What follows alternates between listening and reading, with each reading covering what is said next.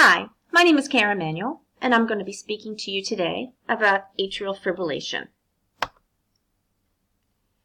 Here's a short video explaining how the blood is pumped through the heart and what happens to the blood when atrial fibrillation occurs.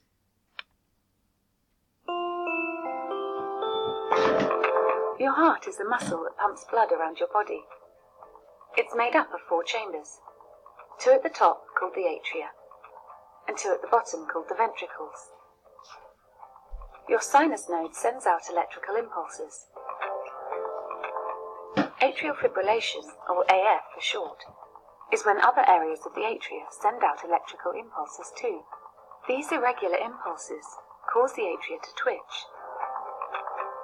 When this happens, blood isn't pumped out effectively, which could cause a blood clot to form. If this clot travels to your brain, it can lead to a stroke.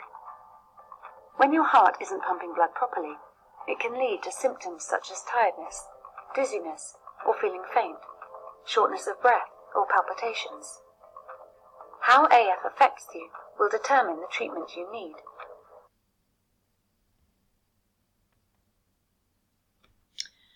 During atrial fibrillation, the atria, or the upper 2 chambers of the heart, are out of coordination with the ventricles, which are the lower 2 chambers of the heart. The major concern with atrial fibrillation is the formation of a clot that could travel to the brain and cause a stroke. Some conditions that contribute to atrial fibrillation are hypertension or high blood pressure, myocardial infarction or a heart attack, coronary artery disease, abnormal heart valves, overactive thyroid gland or metabolic imbalance, exposure to stimulants such as medications, tobacco, caffeine, and alcohol, sick sinus syndrome, which is an improper functioning of the heart's natural pacemaker, lung diseases, previous heart surgeries, viral infections, stress due to surgery, pneumonia, or other illness, and sleep apnea. People predisposed to atrial fibrillation are Caucasian, obese, have a history of hypertension or high blood pressure, and are male.